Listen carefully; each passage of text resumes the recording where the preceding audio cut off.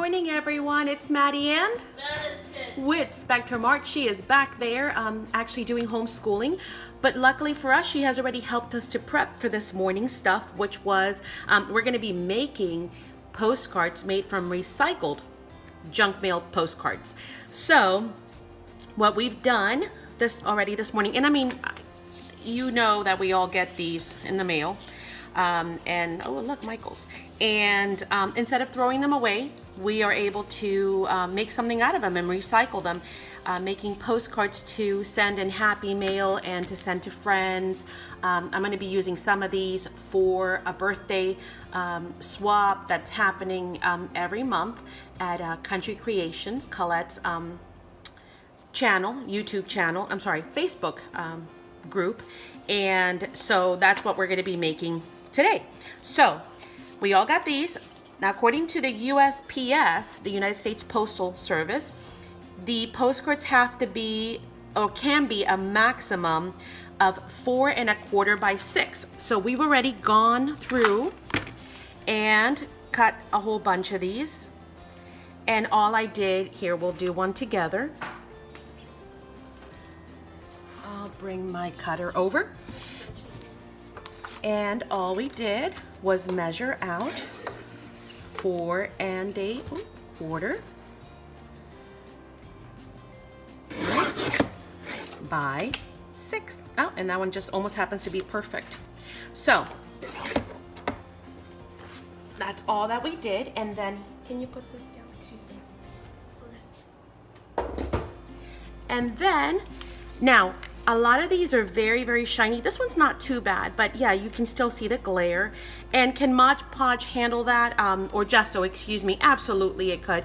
But I don't like to struggle with things, and I really like for whatever medium we're going to be using to really go on there and go nicely and be smooth and be able to be spread out if need be with water or with tools. So I always gesso. But in order to make sure that the gesso adheres very well, I always just lightly use a sanding block. I guess that's what this is called. And you can get those at Walmart, Home Depot, you know, just about anywhere. Ace Hardware, any hardware store really, or any place that carries hardware. But you can also get the sheets of sandpaper. And all you do is just, you know, we lightly just kind of go over it like this. Nothing major. I mean, I'm not trying to scrub, you know, everything off, just lightly.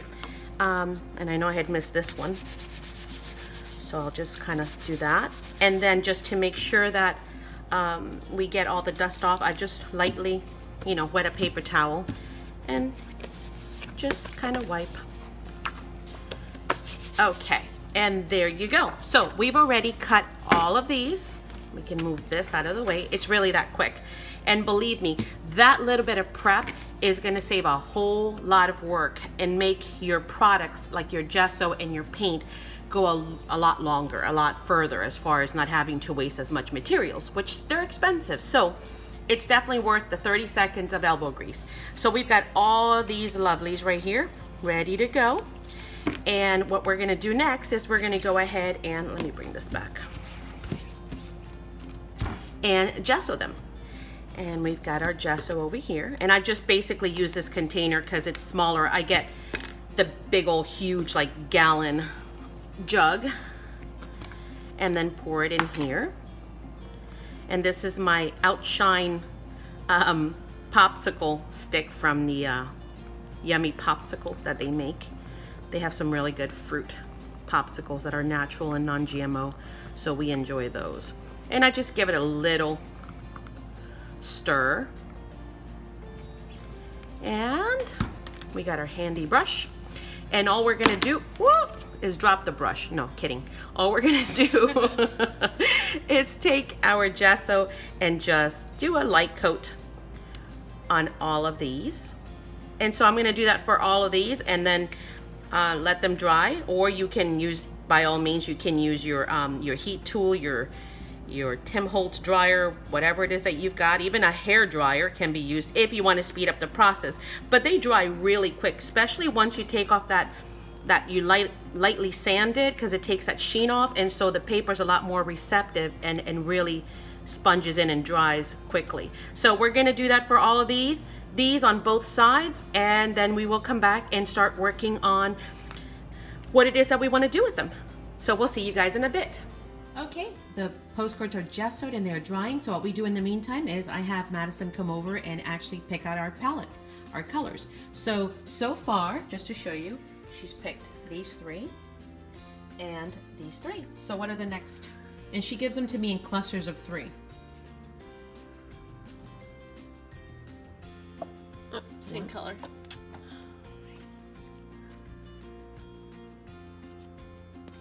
1.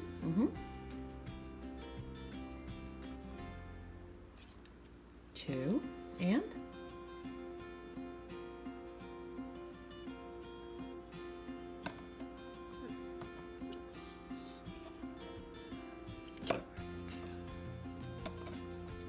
3.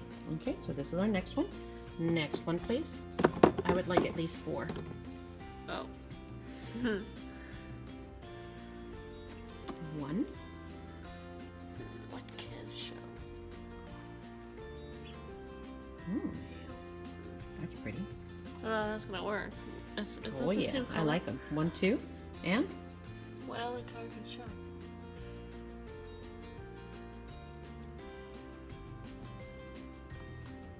And gold. ooh, nice. Okay, cool. Thank you very much. And now we are ready to go ahead and start jelly printing. Now, I did want to share with you guys that when you are done distressing your cards, they might actually look a little wonky like this, just from the gesso, obviously. And it's very simple. You just grab them and kind of do one of these. And that's it. See, they flatten right out. Do that with all of them. And you have nice flat cards. Now, Madison already picked our colors as we saw. So we've got our tray with our 4 different sets. And we have our brayer. So all we need to do is dab some colors, and I won't, film all of them, but I'll just do maybe 1. I'll go with this first one, just to kind of show you ladies what we're doing. And some colors are going to be more dominant than others, and you can play with these because as you bray them, and if you don't like them, remember it's paint, so you can always, add or take away or go over it again. And we're using the Delta colors.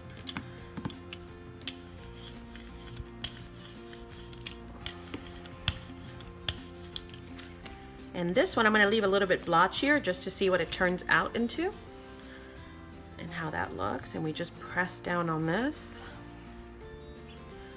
and we lift, and look at that yumminess. So I'm going to continue doing this and then Madison's going to help me do the rest, and then we will be back. And if these show through, not a problem. Actually, that does give it character, and we're going to be doing more to this once we have all the gel printing done, and then you'll see what we'll come up with. We'll be right back. Okay, so we are done with our first 2 sets, which involve this first set right here, and then the second set was this one. And what I wanted to do was just show you real quick. Madison, can I have that, because this is sticky? Thank you. To show you the difference in that depending on what color you would like to be dominant, using the same 3 colors, you can have a totally different effect. So, for example, in this one, we kind of went even on that first one. Then on these, we kind of went stronger on the purple. And you see how, they look totally different from this one. On this one, we chose for the yellow to be the stronger of the 2 colors, of the 3 colors, excuse me. And on this one, we chose for the red to be more predominant. So again, looking at these 3, they look totally different. Yeah, let's show them that other set. This is this set right here. And here we chose for the green to be more the gray, I'm sorry. Yes, sorry, Madison. The gray to be more dominant. Here she chose for the pink to be more dominant. And here, it's almost like a even split. So again, looking at these same colors, but a very different result. So with that said, you want to do the next set? Okay, let's do the next set real quick. we are all done. So here are our backgrounds so far.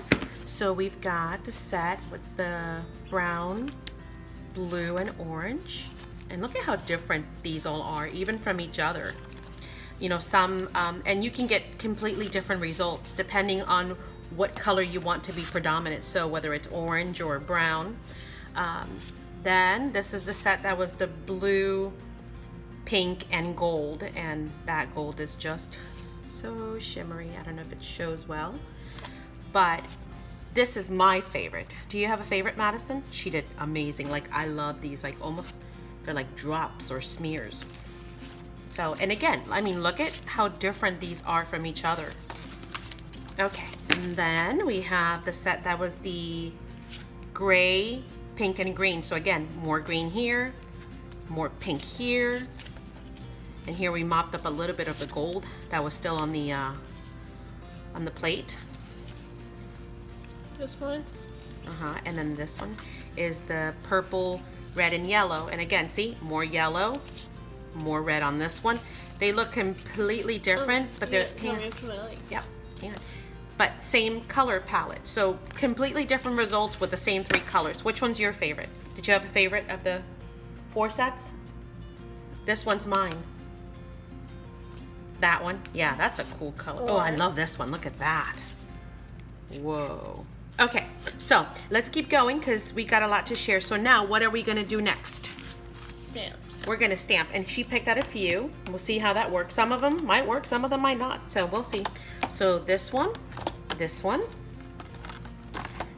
this one, this one, this one. I like that one. It's like a dictionary page. What is it? Ooh, like a checkered, like a plaid. Okay, what else?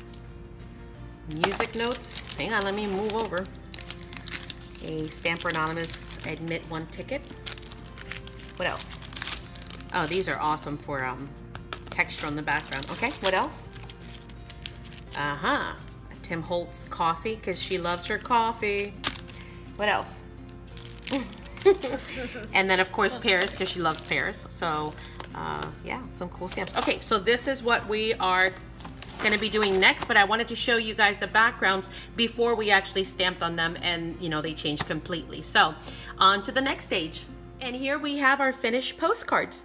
Now, as you can tell, we went ahead and did some borders, and I'll flip through these here in a second, but I wanted to show you that we did do a border on each of them. Madison selected and stamped these different ones on each card. And then, of course, once again, our challenge was, how do we decorate this but not have it be dimensional? Because it's got to be flat, and it has to still be light enough to be, you know, not way more than the USPS allows for a postcard. So Madison came up with an ingenious idea, which was tissue paper. And we remember that we had bought these a while back from Michael's, and they're just like little circles. Here, thank you, Princess. Can you hold those other 2? Here, bring them in front of the camera.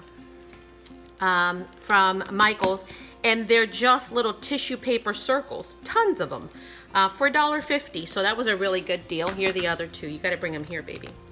So they come in many colors, and that's what we decided to do. We used the ones that we had. Now, for some of these, we did not have the right colors, so we remember that we also had, where are the little squares, honey? The tissue paper squares. I have no idea where I put them. Alrighty then. Look in the drawer, baby, and see if I put them back. But we also had little squares, and you guys get the point. Here, honey. There we go. Found them. All right, so we have these right here, which we had bought for Lakeshore Learning a few years back, and they come in all kinds of different colors. And so the colors we didn't have, like the purples, we went ahead and pulled from these, and you guys will see here in a second. So we figured we will use those, and then what we did was we used distress crayons to go around each of those circles. So this is the result here on this side of that. So it creates a nice shadow around them and makes them pop a little bit more. But again, it's just tissue paper, so again, very flat and very light. The next thing we did was we went ahead and stamped our images on tissue paper, because at first we went ahead and stamped them directly on here and it just wasn't popping enough from the background. So, and since we wanted to also color them in, we went ahead and stamped our images. Actually, here's one still, see? And we'll get to that image here in a second. But we just stamped them on tissue paper, and then we used the Distress markers to color them in. And so it gave them a really nice soft color here.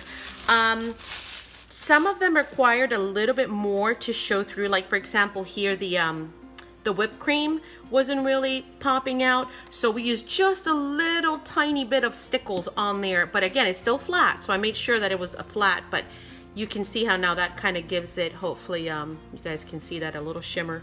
And then in some areas we also use some gel pens to do some metallics on some stuff, and I'll show you that in a little bit. But basically this is what it actually looks like in the front. We glued that using just regular, white glue or PVA glue, and then we distressed around those images as well, the tissue paper. So this is the end result. It is flat, it is light, and it can be mailed as a postcard.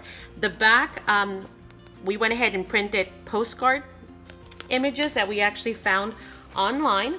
And I like this design, so I printed quite a few of those, but we also found some other ones. Look, they have some vintage ones, and these are all free online. So I printed them and just cut them out, but see, there are quite a few different ones. So there's something for everybody.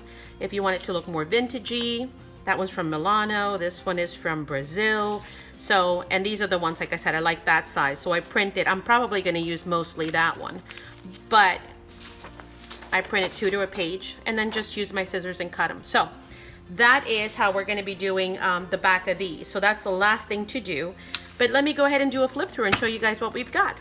So these are the ones that were made with, let me make some room, with the coffee stamp and the green, pink, and gray paints. Look at that mug, isn't it cute? And every single one of them is different because again, the borders are different and the background stamps are different. Here's the crackled one, here's the postage one, the word search one, the checkered one, the dictionary one. So they're all very different. And of course the dot placement on all of them is different too. So those are the coffee ones. And let's flip through the next ones. The next ones were the pink, blue, and gold. And Madison chose the little house stamp, and she used the markers to color these in. So she helped me with those. And I think they turned out so adorable, and each of them its own individual work of art. And some of them she had like the 3 house, and some she did the 2, and then on some she did 3 again, but she kind of staggered them, so that was neat. So those are those. And then I did these. She did not like the stamp, by the way. She was like, but I love that little girl. Isn't she adorable? I mean, look. She's holding a dove, and she's got like this whole halo thing going. She's so pretty. But I don't know. Why didn't you like it? You just didn't? It's ugly. Because it's ugly? Jeez, thanks. Okay, see, everyone can be a critic.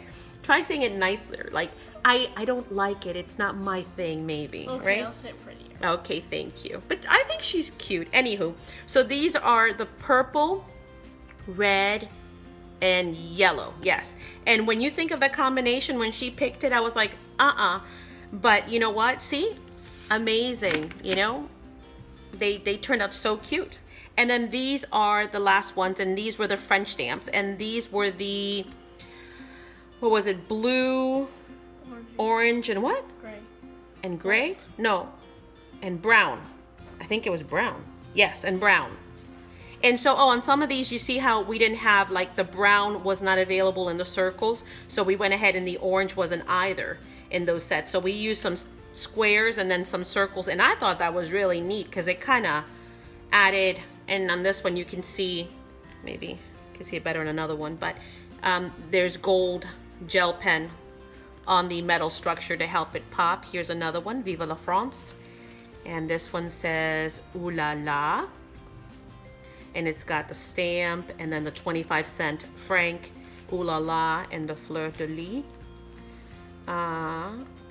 And here's a smaller Eiffel Tower. This one's going this way, this one's going this way, so different directions with the 2 butterflies. So those are our postcards. I hope you guys have enjoyed them. As you can see, you know, it's a great way to go ahead and recycle, you know, some junk mail and turn it into, you know, some magical artwork, and be able to share with your friends and send out for Happy Mail or for birthdays. And folks can reuse these. You know, once they're done with the postcard itself and they received it, they're more than welcome to, of course, add this onto a journal or cut it up and make stuff out of it. So it's also recyclable in that sense. It can be used once again. And I hope for the folks that receive them from us that they do. We encourage you by all means to chop them up, cut them up, use them any which way you see fit. Whatever you find is going to be something that you can use for your art as well, or for your, you know, your experiments, or for your scrapbooking. So thank you once again for joining us. And if you guys have any questions, just leave them down below. Thank you so much, guys. Bye. Bye.